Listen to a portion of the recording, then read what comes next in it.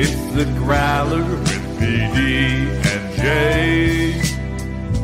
here to analyze for you today. From Growler Bet to Jay's got stats, we hope you enjoyed this episode of the Growler Podcast. All right. Welcome into the latest edition of PD&Jay. Paul Dehner Jr., Jay Morrison, here with you on a Thursday. What's going on, Jay? Hey, doing great. Really looking forward to this matchup Sunday. I think it's going to be a really good one in prime time. I think this is a game that not just Bengals and Chargers fans are interested in. I think there's a lot for the national audience to watch in this game. Absolutely, yeah. I mean, you've got a fun game, a weird head coach, not Zach Taylor, and two teams that both have a lot to prove this year. Yeah. As we get ready for we got plenty that we're going to get into with this game, with this matchup. We're going to talk to Daniel Popper, who covers the Chargers for The Athletic. You'll hear from him. We'll give you our game outlook. We'll have our Growler Bet, run, pass, or boot predictions. We'll have some news. We'll have our main piece today. We're going to talk a little bit about Ja'Marr Chase usage, a story that I've been kind of working on all week. And, we see his numbers, we see the highlights, but the backstory to how the Bengals have been able to unlock somehow a new level in Ja'Marr Chase this year has been really kind of fascinating. And I found a lot of the conversations fascinating this week, and one that made Joe Burrow curse. Hard to do. Which apparently, if Joe Burrow curses, it's national news, right? Like it's all of a sudden you look up and you're like, okay, I guess everybody knows about that now. I guess that's a big deal. So we'll have that. You'll hear from Joe Burrow, hear from Dan Pitcher a little bit on that topic here in a minute. I want to remind everybody we have our next live show is going to be on the 21st. We're going to be re-upping my favorite game. You guys know that we've done that with obviously Bengals games in the past. We go back and do a rewatch and talk about all the fallout, the legacy, everything that we're going to do that on a baseball side because our guest is going to be Todd Frazier. We're going to hold that down at our spot, the exclusive home for all Growler Live shows, Bet MGM, Nation Kitchen and Bar at the Banks. Todd Frazier will be the guest talking about the 2015 Home Run Derby, arguably the most exciting moment in the history of Great American Ballpark, with C. Trent Rosecrans, Jim Day, myself will be on the panel going through all of that. Of course, we'll have our good friends at Graders, our $3 Cincy Lights, all the stuff that we do down there to have a great time at those shows. It's going to be really fun. We're going to be showing the Derby from 5 to 7, and then at 7 o'clock, we will kick off with our panel discussing with Todd everything that went down that day and our view of it and everything that's happened since because of it. So going to be a lot of fun. I always love those shows. It's cool to do that in a little break as we get into sort of the bye week section of the season right now.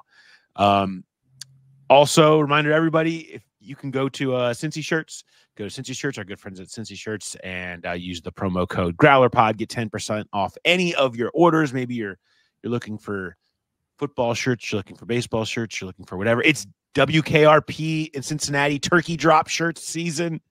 Get your if you need a good, you never always feel like you don't have anything good to wear to your Thanksgiving family get together, to the meal.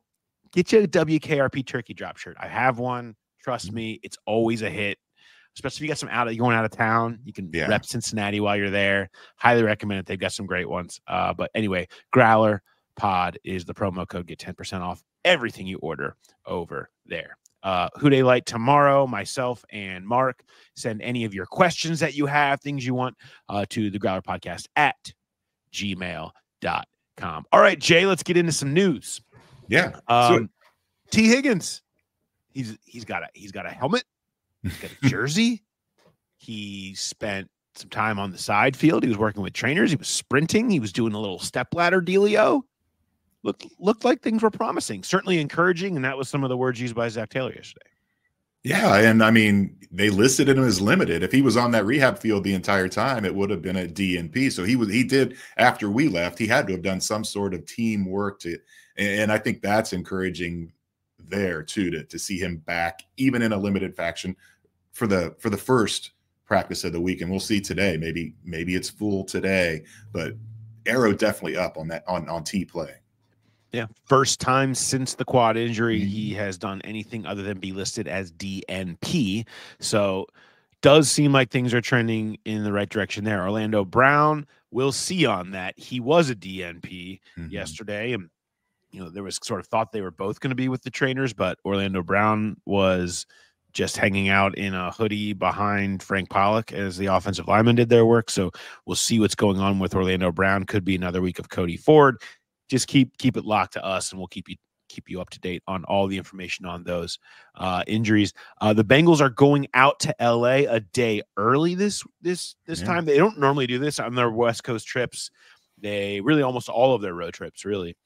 They go the day before, leave on Saturday, and then play the game on Sunday and come back right after the game. Well, they decided they're going to go out on Friday. This is stuff that they put in place a long time ago. Like in order to get all of their accommodations, I mean, they have to do it basically the moment the schedule comes out. So this has been in place for a while. But yeah, going out daily and talking about team chemistry and team bonding this time of year, maybe there's something to that. Maybe not. Maybe it's overblown. But it is a little extra time for guys to hang out, get a little LA time as they go out a day early. Yeah, I thought it was interesting that when Zach was saying that, where it's more about the time of year, because you think, last year they played Arizona week 5, even San Francisco was week 8. But if you go back to 2021, the Super Bowl season, they went to Vegas this exact same week of the season, but Vegas is not a city you want to go to a day early. They were already lecturing the players about this is a business trip, and anybody wants to go to Vegas after the season, Zach said he'd pay for it. It was everybody was supposed to mind their P's and Q's, so that makes sense too. So it's interesting. They've done really well in those Denver, Vegas, San Francisco, Arizona. They've won these longer trips, and this is one they have to win if they want to keep playing beyond the regular season.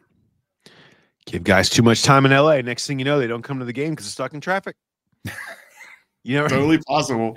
Jermaine Burton stuck on the 5, can't get out. You never know. But no, we will. We'll see. One thing I want to say is we're out of practice on Wednesday, and this is just something to note. I'm not trying to say that it's a deal or a trend. It's hard to know.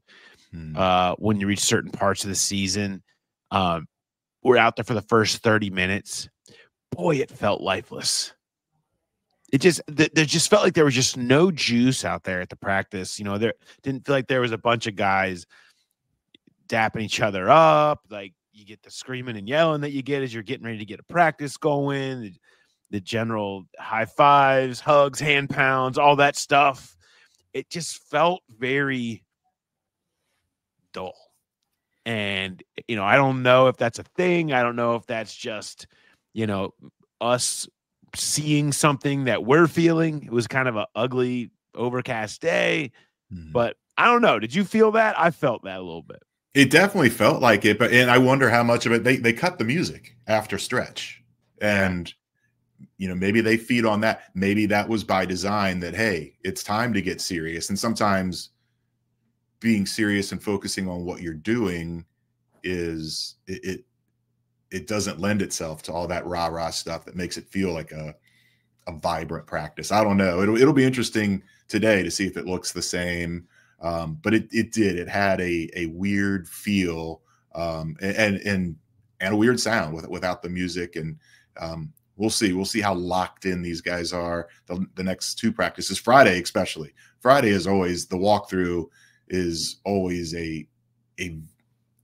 there's a lot of exuberance there. They know it's the end of the week. It's more of a lighter practice, and you can feel the energy on those practices, even though they're not going as hard football wise. But it'd be interesting, something to maybe even talk to the players about today after practice and see if they've noticed a difference the last couple of days. Yeah. But otherwise, generally, you get lighthearted Joe Burrow, who we had at the at the news conference yesterday. I want to start by jumping into our main topic here, and something that I've kind of been tracking really since the Baltimore game, and that is just it's been kind of fascinating to watch what's happened this year with the evolution of Jamar Chase's role, and it's nothing that they're doing right now is totally new with Jamar. I was kind of just showing people his chart, the next gen stats target and routes chart, which is hysterical. I'll pop it up here for our YouTubers here real quick, where it's just kind of hysterical almost. I mean, it's 11 receptions, 17 targets. So you see all of those. And he's just lined up everywhere, running to every blade of grass, deep, short, making plays, 101 yak yards, 3 touchdowns. I mean, it's Dan Pitcher said it looks like something my 2-year-old might draw. and it does. And I feel like it kind of my point of my story was, yeah, it does. But like any parent, isn't that gorgeous to you? Maybe not to anybody else, but to a Bengals staff that has been building towards this with Jamar Chase for years now, where they've always wanted him to be that guy that can move around everywhere, that can do everything. They've wanted it to look more, and they have leaned into that so much this year. And what you saw in Baltimore, it was kind of the masterpiece of what that can look like for them, and how difficult that is for a defense to prepare. I mean, they want to double him.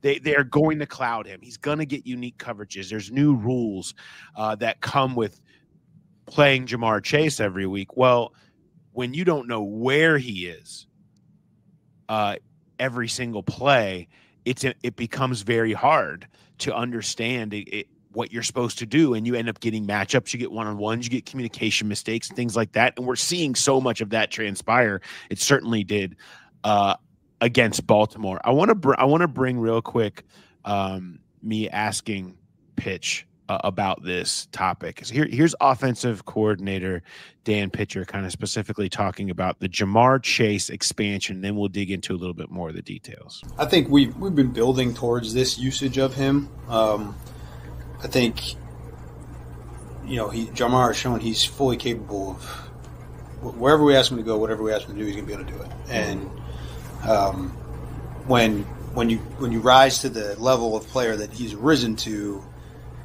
it's incumbent on us to do those things so that he can continue to be the elite player from a production standpoint, so that we're not just putting him in one spot where they know where he's going to be and they can dictate everything to that.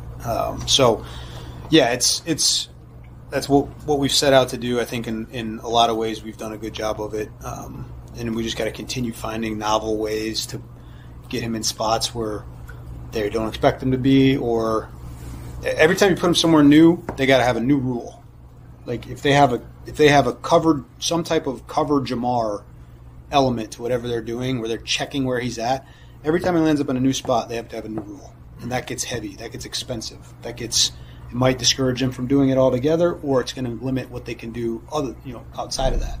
So that's what we're trying to do with him. You guys have really been able to access the intermediate, deep, middle seams like you never really have with him before. What was the impetus to those concepts? Like, where did those come from? Or is that stuff that you found elsewhere when you were putting them in? And how have they kind of developed to create what you created with him?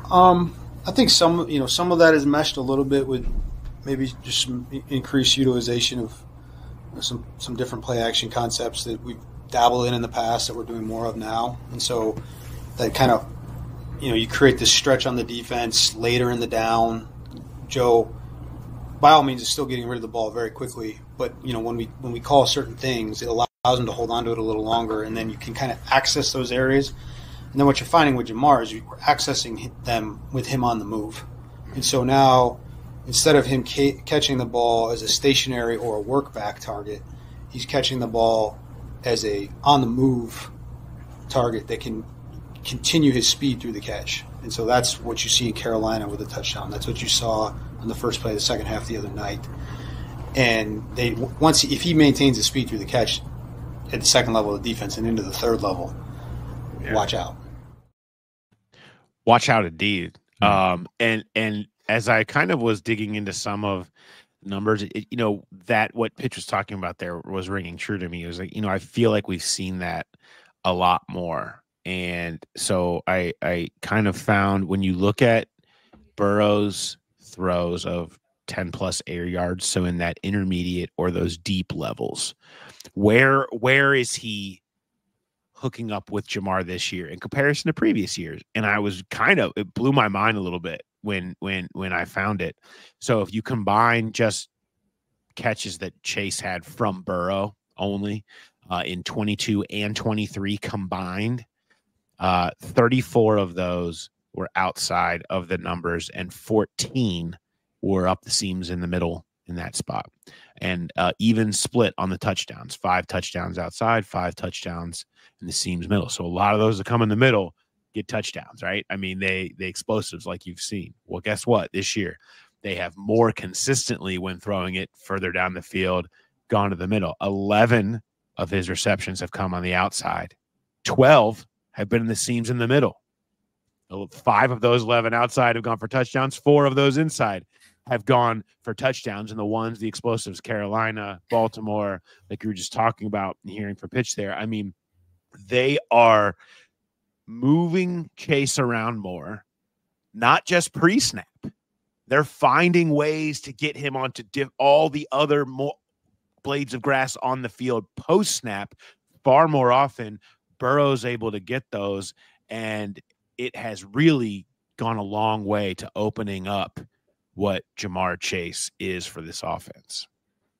Yeah, and I think part of that is, and the offensive line gets banged on a lot, but they're doing a better job in protection this year. That gives Joe a little more time to let Jamar get to those other areas, the deeper part. And I always go back, I can't remember what year it was, but I remember Zach being asked, because we were starting to see the Mike McDaniel offense with the crazy motions, and Sean McVay has always been that way. And he was asked why they don't do more motion. They were ranking near the bottom of the league in motion. And he always said, you don't just put motion in for the sake of having motion. There has to be a point to it. There has to be a reason you're doing it. And now you're seeing it. And so is this evolution of the offense kind of the light going on for Zach? Is it Jamar? At first, they weren't quite sure how much they could put on his plate. And then they realized, okay, we can give him as much as he can handle. He's going to be fine. And you had a really good question for Pitch. Is part of this the presence of Justin Riscotti and bringing kind of the Justin Jefferson model from Minnesota? And I think it's all of that. I think it's just everything coming together, and you see a coach that's not, and Zach, a play caller that's not locked into his system and willing to grow, willing to expand, and willing to evolve, and it's paying off big time with the year Jamar's having. Dan Pitcher wanted to have more explosives. He wanted to dictate to the defense more often, and by moving Jamar and keeping him hard to see and tough to cover and track and double and cloud, you are dictating to the defense. Yeah. You're not going to be able to find our guy, and we're going to find the matchup that we want by utilizing these different corners of the field. And Riscotti is the perfect example. What he brought in was a lot of play action concepts, the longer mesh point, and bringing guys across that can buy that extra tick, that extra second that allows Jamar to make hit that extra window on the dagger across the middle that you've seen go for a couple of deep balls or run the deep seam and Joe have time to get to it. They've done a ton of that. And that's something that they were doing a lot with Justin Jefferson, who was very different in the way he was used than Jamar had been the previous couple of years. Justin Jefferson, a lot of balls down the field, utilizing that deep middle. His average depth of target was so much different than Jamar. And now if you're going to use Jamar chasing the slot more, which they did, and he wanted to do, he told stories about how he would steal snaps from Tyler Boyd and not tell anybody the last couple of years because he's wanted to do that. And he has really embraced that role and gotten good at running all those choice routes and other things. When you have that, you need to be able to not just throwing bubble screens out of the slot, which is a lot of what they did with him in the past. They're pushing it vertically down the field with him more. And so you're having more motion, more places on it after the snap and before the snap. All of that is just really keeping defenses off balance. And you can get games like what you had against Baltimore, where everything seems to be going sideways for them. One thing on motion, if you want to quantify the motion thing, Jay, because Pitch mentioned that, you did as well. So the actual Jamar Chase motion percentages have built every year. It's in 2021, he was at 6.3, then the next year 8.5, the next year 11.2, this year all the way up to 15.6% of snaps he's in some kind of a motion, which isn't leading the league or anything like that, but you see the build. Motion yards run per game have gone up from 40 to 69, then to 75, and now all the way up to 108 motion yards per game this year. That's a top 20 number now for him. A lot of the teams that use a ton more motion, the Rams, Cooper Kupp, Tutu Atwell, these teams, they're much higher up there. But for Jamar, what a massive jump it has been for this year. And you see it when you watch it. You just see how much he's moving around every snap, and teams are really having trouble keeping up with him. I asked Joe Burrow about this yesterday as well, and had him look at the little next gen art and see what he thought. And it took things into a couple of different directions about this big season that Jamar is having, as he's currently the NFL's Triple Crown leader. And he was also informed on what exactly a Triple Crown is. All that was Burrow. Have you seen Jamar's target route chart from the Baltimore game? Can I show it to you? Sure. Yeah. What's that look like to you? All of those. We're moving him around.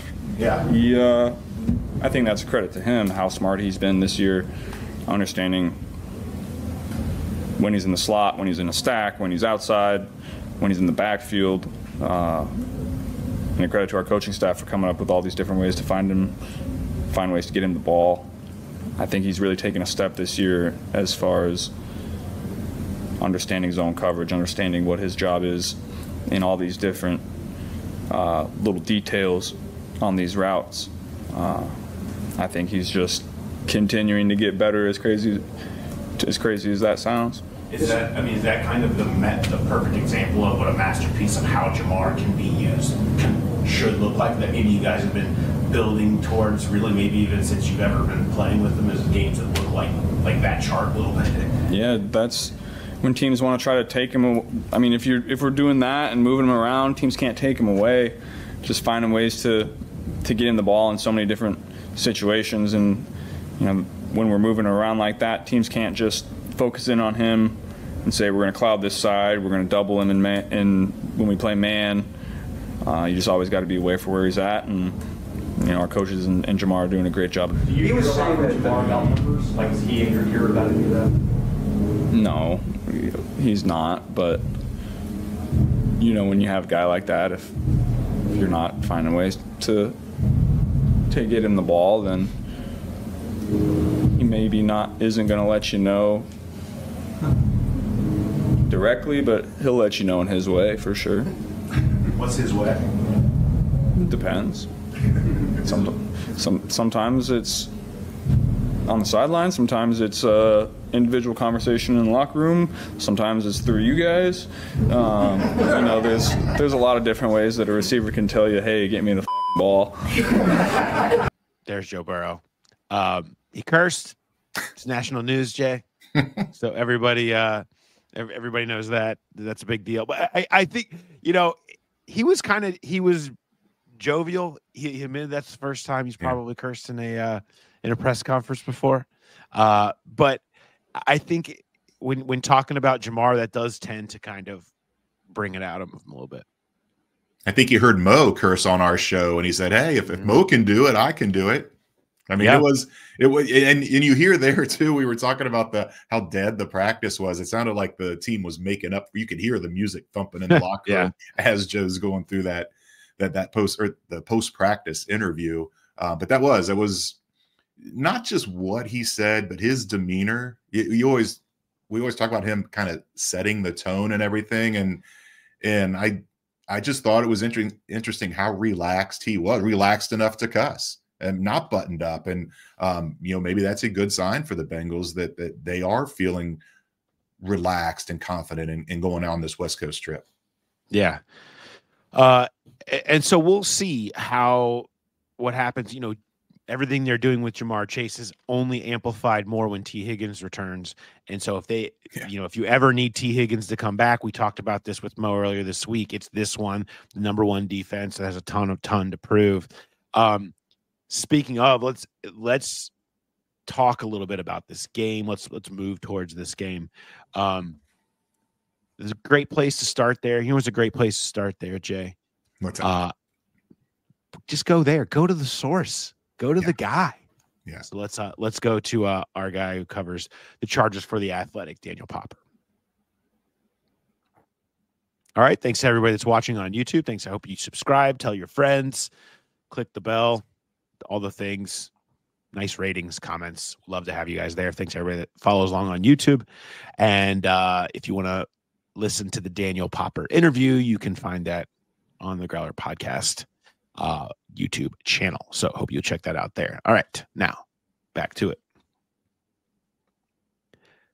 Thanks to Daniel for hopping in. Great stuff. Covering Jim Harbaugh. I can only imagine how every day is a new adventure that you got to attack with enthusiasm unknown to mankind, Jay. It does have to be unnerving to not know what Jim Harbaugh you're going to get when you go into a press conference. Like, well, sometimes Zach is a little off, but you pretty much know what you're going to get. But I thought the one thing that was really interesting is he was talking about the atmosphere there and how it finally feels real and vibrant. And that is something that it's a good enough defense the Bengals are going against. And now if you've got the crowd working against you as well, that's not always been the case out there at SoFi. So be something to watch for, where if the Bengals can get on top early, maybe they take them out of that. It could be a battle of momentum, confidence, energy on one side that the Chargers are feeling. They have won 3 in a row. You heard Daniel talking about that stuff, and a Bengals team that has felt the opposite this year. They just they haven't had that ability to have that energy to make that one last play, to get those wins. There's been the dread that I think fans feel, certainly, and you got to feel like players feel a little bit at the end of these games as they just continue to find ways to lose the close games. But two very interesting teams in different points of their season. Let's jump into the game outlook. Chargers are 6-3. They are 6th in the AFC playoff picture. Currently, the line has LA favored by 1.5 with an over-under of 47.5. This is the point where I will remind you about Joe Burrow. We've talked about this one recently, just for the last game, as a road underdog in games that he starts and finishes in the regular season, has covered 7 in a row. Most of those were wins, but he has now lost the last 2, both by 1 point. At Kansas City, at Baltimore, Burrow plays well in both, and they score, but they lose in both of those. And so keep that in the back of your mind, where Burrow, the road dog, has been a safe bet. He's certainly been a safe bet to cover. And when the line's 1.5, you know what that says, Jay? This could be a 1-point loss again. Yeah, right? that's right. Maybe if you're pointing to what the odds and the trend says, always bet the trend, right, Jay? That's right. They have the number 1 defense in the NFL. Yeah. And you heard Daniel talking about that. That's, the Chiefs, the Cardinals, the 2 teams they played, they did lose both of those games, gave up 17 points in both of those games. Even those offenses are don't have quite the explosive nature. At least not this year, they haven't, of what the Bengals bring to the table. So that will be interesting to see how those 2 styles play out. You mentioned that they hadn't given up more than 20 points all year. It's a style, though, Jay, the Bengals are familiar with. I mean, Jesse Minter coming from this, it's this Baltimore style, one that, by the way, has given the Bengals fits traditionally when done well. Baltimore currently the only team not playing the Baltimore style well, of those, all the former assistants that are out there that in that scheme. So I'm curious to see how they handle it this time. But it is one that they're familiar with. It's not something that they don't have a lot of history, Burrow specifically, in dealing with, that type of defensive style. Yeah. And you flip it a little bit, and you look at Greg Roman, who also has Baltimore ties in running that offense and leaning heavy into the run game. And that's something that the Bengals have gotten the tackling's gotten better. They've done better against the run in previous games. So maybe that plays into their advantage somewhat, or maybe they turn Justin Herbert loose. He hasn't been throwing the ball a lot. He's been leaning on that run game, and maybe this is a game where they see a Bengals defense they can exploit, and they really let Justin Herbert cut it loose and try to pile on some points. Yeah, I mean, you certainly expect to see a ton of play action. I mean, that's what they are. They're play action and let Herbert rip it deep. And like Daniel said, I mean, you see him doing it, but he doesn't have great receivers. Lad McConkey has come on. Quentin Johnston's had a couple of moments, but he's not, he's been a disappointment in general. The run game has, J.K. Dobbins came out like a ball of fire. He's slowed in recent weeks, hasn't been as efficient as that goes, but Herbert obviously can still play. He can still bring it. He can still throw it over the top, and this defense has proven susceptible to that. So we'll see exactly how that plays out. It'll be a very interesting style matchup. All right, referee report. Jay, what do we got? What do we got going on with the ref this week? Back in SoFi, the first time the Bengals have been back in SoFi since the Super Bowl, and I don't. The one good news that I have for Bengals fans in that regard is there is no Ron Torbert back in the Super Bowl. But who do we have this week on the referee report? I mean, Ron Torbert was just in SoFi the last NFL game. He did the Monday night game with the Rams and the Dolphins, so the Bengals just missed that. It's Brad Allen. He's a guy that's been in the league for 10 years. He's the first guy since 1962 to come into the league as a head referee without working his way up. So he's a well-respected referee. This year, his crew is averaging 10.78 penalties per game. Only John Hussey and Carl Cheffers throw fewer flags. So that's a good sign that it's not a heavy penalty crew. The Bengals are 4-4 with Brad Allen on the call. Some notable games there. The Burrow Bowl, the 38-35 overtime loss to the Dolphins in 2019. Also a game earlier this year. This is the first time they've had a repeat referee. He was on the call Monday night when the Bengals lost to the Commanders 38-33. Something those games have in common. The Bengals, there's no correlation here except just a really weird coincidence. In the 8 games that Brad Allen has officiated with the Bengals, they've scored 33 or more in 5 of them. They would be thrilled to get anywhere close to that Sunday night. Look out. The record's 2-3 would score 33 or more points this year. Maybe that's a bad thing. Maybe they need to score less. All right. Well, look at the big brain on Brad. Love it. All right. Let's okay. Before we go forward and get into some of the rest of our stuff, I want to talk to everybody about Catan Studios. If you want to keep up with the excitement going on in game day, grab Catan and bring some extra competition to your football Sundays while the Bengals are driving down the field. You and your crew can build, trade, and outwit each other in the ultimate game of strategy, whether it's during halftime or postgame. Catan is the perfect time to reflect on the latest victory and keep the excitement of the competition with friends and family. Visit CatanShop.com and use the coupon code Growler to get a 10% discount on Catan for a limited time only. All right, Jay, let's talk a little bit. We got some run passer boots. Do we have some run passer boots for this one? Yeah, we got one. This one's kind of an interesting one. Talked about it. The Chargers have not given up more than 20 all year. So what will be greater on Sunday night? Bengals points scored, Justin Herbert completions, he doesn't throw it a lot, or combined turnover return yards. The Chargers are among the best in the league at not turning it over. They do get turnovers. The Bengals have gotten some, not as many turnovers as they would like, but the Chargers are averaging 11.7 turnover return yards per game. The Bengals are averaging 13.6. So it comes out to about 25. This could be a game with no turnovers. It could be a game with one turnover, and it's a 90-yard pick six. That one can go in a lot of different directions. So which one's greater, Bengals points, Herbert completions, or combined turnover return yards? I am booting turnover return yardage. Okay. I'm going to say this game has no turnovers. Wow. I mean, you look at the way that Burrow has taken care of the ball. And I know the Chargers have a +9 turnover margin, but the way Burrow is taking care of the ball, I'm going to say they don't fumble a second week in a row. But again, buyer beware on that. But I don't think he throws an interception. I don't think Herbert throws an interception because he doesn't. He only has one on the season. And so for that fact, I'm just going to go no turnovers. I'm going to say that I'm going to run with Bengals points. I feel like, I do think that we'll see limited from Herbert. I do think they'll continue to stay run centric and not it's not going to see Herbert just airing it out a bunch. And he's got to get completions. The guys need to not drop it, as was mentioned before.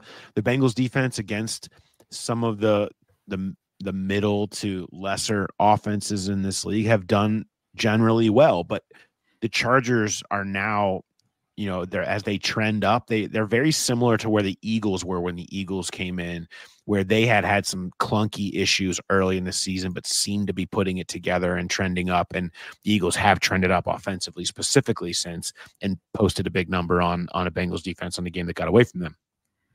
The same type of thing could happen here. A lot of pressure on this Bengals defense to show that they're not the same group that they have been against some of the best offenses in this league. This isn't that, but it's close to it. So I'll say Bengals points I'll run with. Herbert completions will be just below that, and I will boot turnover return yardage.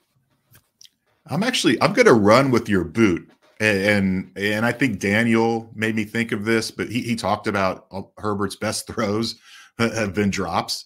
And a lot of times those drops they don't just go straight from hands to ground. They a lot of times bounce up in the air, lends themselves to picks. Also, you can get turnovers against Herbert without intercepting him. That Chargers offensive line has given up one more sack than the Bengals have, and they've played one fewer game, and they've thrown the ball way less than the Bengals have. Their sack percentage is pretty high, and I could see a Trey Hendrickson strip sack where somebody else comes in and scoops it up and takes it. And so I think the opportunity is there if there is a turnover or two for there to be some decent returns. And I don't think the other two numbers are going to be that high. So I'll run with turnover return yards. I'll pass on Bengals points. I think they break the streak. We talked about the Chargers haven't played any really great offenses on the same caliber as the Bengals. I think they find a way to get over 20, and then I'll boot the Herbert completions just because I do think that's how they're going to start the game, is running the ball, throwing it less. And Herbert has been way more willing to take off and run. And if the Bengals are getting pressure, maybe you see even a lot more of that, where he's scrambling as opposed to forcing throws. Okay. Well, we'll check out that one. Play that with your friends at the bar, at home. See if you can predict the proper order. We've been so good at that, Jay. I mean, we just are nailing it every week.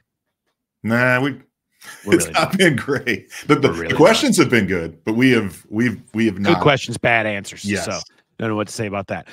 Growler Bet this week. Bengals Growler Bet this week. We are going to go with Jamar Chase receiving yards, of course, coming off the massive game in Baltimore. You have now the number one defense in front of them. How much will they be able to focus and keep him contained, especially if T. Higgins is back? That could be a factor.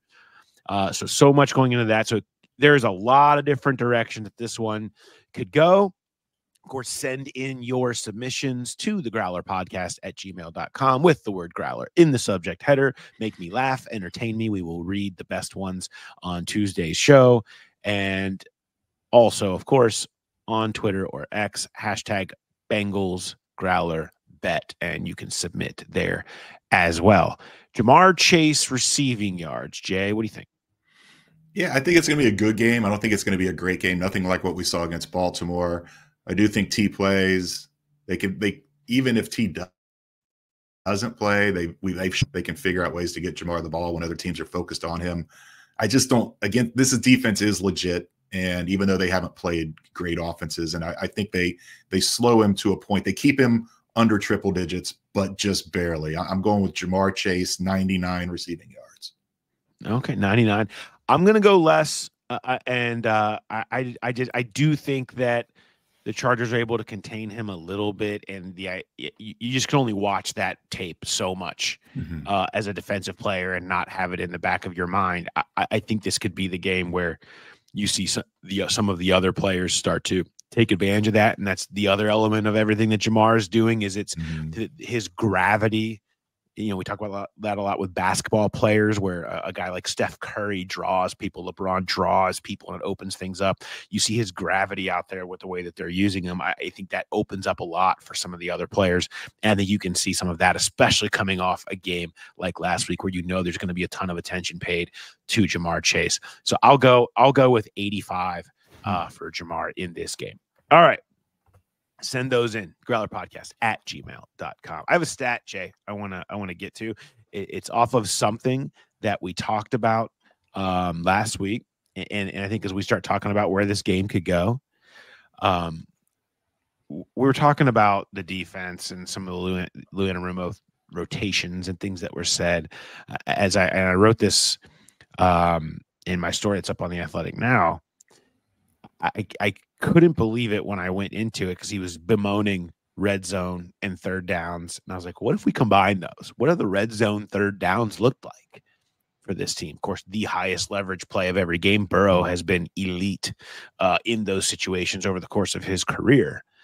But defensively, the Bengals haven't had a third and fourth down red zone stop that didn't have a penalty since Carolina. The goal line stand against Carolina. There's 12 red zone third downs that they've had. They have had 5 touchdowns, 5 conversions, 1 touchdown called back by offensive holding against the Eagles, 1 stop, which was then followed by a 4th down touchdown run by Nick Chubb. Yeah. That's the list. That's the plays. I mean, it's unbelievable. We talk so much about this season and the plays at the end and the time they didn't do this on offense and the missed field goals and this, that, and that's the game. That's the season. Those plays are the season. When you're losing games by 1 point, when you're losing games by you're losing all of your games that are within 6 points, and you can't get off the field on third down in the red zone. All of those are 4-point plays. Like, that's amazing to me. You can't even get off the field every once in a while. The league average is 56% success in those situations, and the Bengals just can't get off the field in them. So when we talk about this game, we talk about the Chargers offense and some of the, they're not an offensive juggernaut, but they're getting there. We'll continue to go back and circle these plays in this game, in a game that feels like it should be close, that it should be minimized in possessions, like so many of these Baltimore type games have been. Go back to these plays, and we'll see if the Bengals can stop this streak. Lou Anarumo said it's something they're emphasizing, they're working on. Will emphasis and work mean a damn? I don't know, but keep that in mind when we talk about how this game ends up breaking. I can piggyback on that a little bit because I was looking too, that we talk about finishing and being closers all the time and look at it through the lens of Joe Burrow. But when you look at it through this defense, maybe Joe Burrow could close some of these games if the defense wasn't so bad. The fourth quarter, they've just been atrocious. They've given up 13 or more points in the fourth quarter in 3 straight games. They've been outscored in the fourth quarter in 4 straight and 5 of 6. And for the season as a whole, in the fourth quarter, the Bengals rank 31st in points allowed, 30th in third down percentage, 30th in red zone percentage, 29th in scoring differential, and 28th in yards allowed. In the fourth quarter, they're allowing 53.3% of third downs to be converted. That's the 8th worst since 2000. And their 9.8 points allowed in the fourth quarter is the 11th worst since 2000. You cannot win games like that, playing defense like that in the fourth quarter. Moral of the story, if a down really matters, they suck.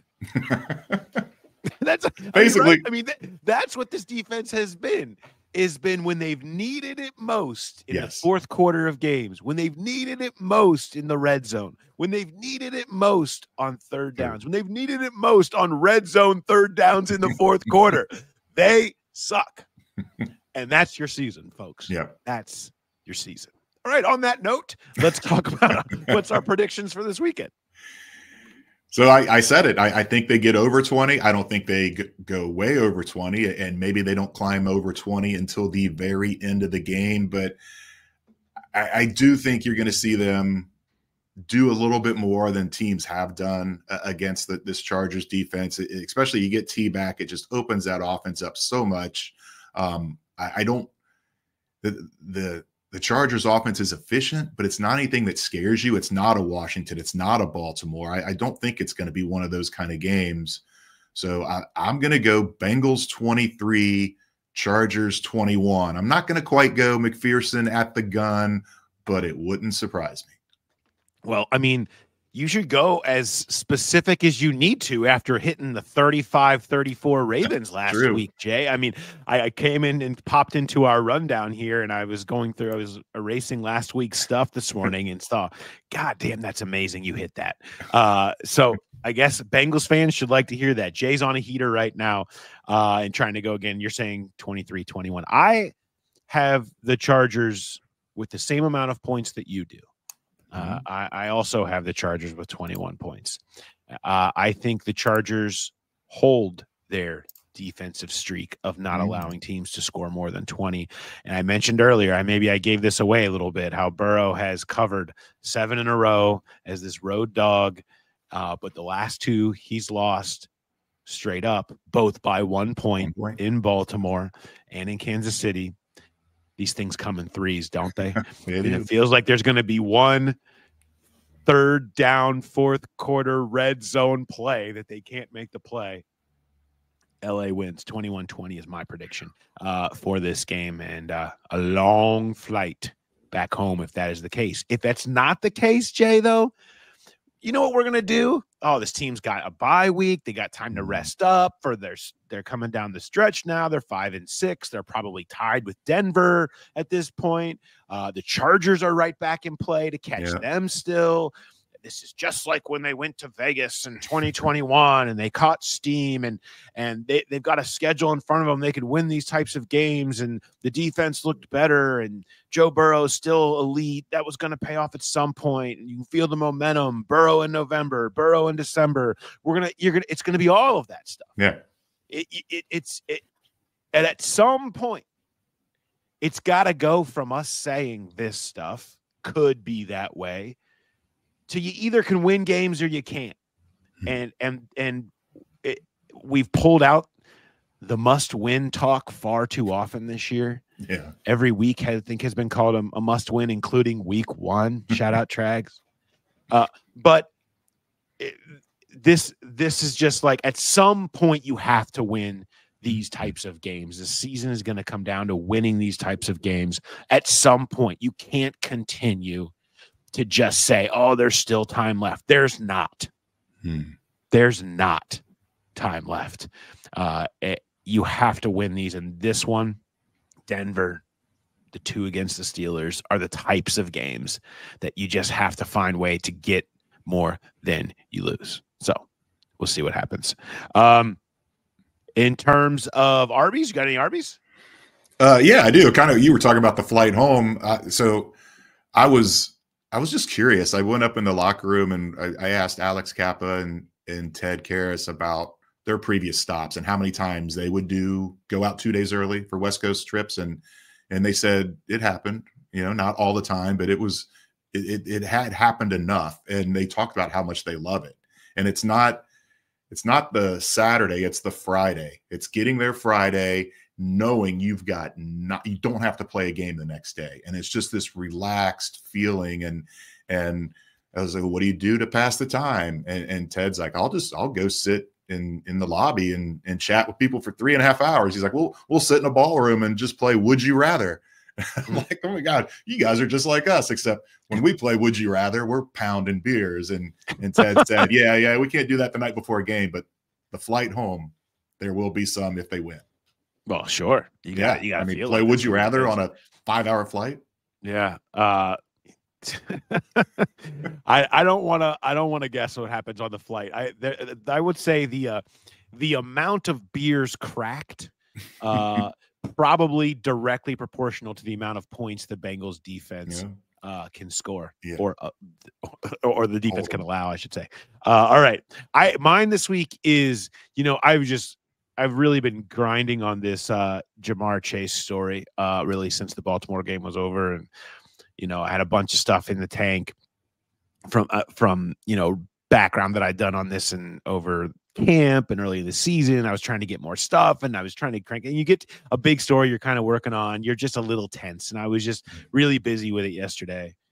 And then, Jay, I turned over to you and you said, guess what? I just got Papa Roach tickets for next September.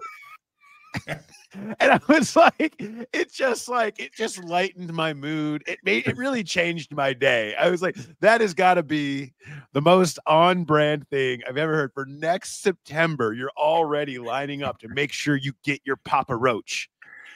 And so you can sing Last Resort from the best possible seat. Because I'm sure the day of, you wouldn't be able to get tickets. You certainly wouldn't be able to get some bad tickets and sneak your way down to the front. That doesn't sound like something you'd be able to pull off. Better to be planned 10 months in advance for your Papa Roaches. Papa Roach is like the go-to band whenever you always say, oh, who you seeing? And so I bought the tickets and I wanted to show you, and I looked around the cubicle, you sit next to me, and you're like this, staring at your screen. I was like, oh no, now is not the time. Paul is deep into it. And then I waited, something else, a conversation came up and you had a good laugh at something. And then I was like, oh, hey, look how on brand is this? Papa Roach. I know. I appreciated it. It was just the reprieve that I needed to get me through writing that story. So anyway, good stuff. All right. Who Day Light tomorrow. So make sure you check that out. Myself, Mark Shalafou. It would be great to talk to them. If you have any questions that you have, or jokes or ambushes or anything that you want to submit, send those to the Growler Podcast at gmail.com, and we will get to as much of that as we can. We've been away from that for a couple of weeks due to the weird schedule, so we got a backlog, but we're going to be trying to get through a ton of stuff and see where we're at. And then, of course, the walkout, we will have that for you. We'll be recording it overnight here on the East Coast. It'll be waiting for you in the morning, and you can enjoy all the glory that comes from whatever the hell is going to come out of Sunday night, which will be a very, very telling 60 minutes of football for this franchise. So on that note, we will talk to you next time. Have a good one.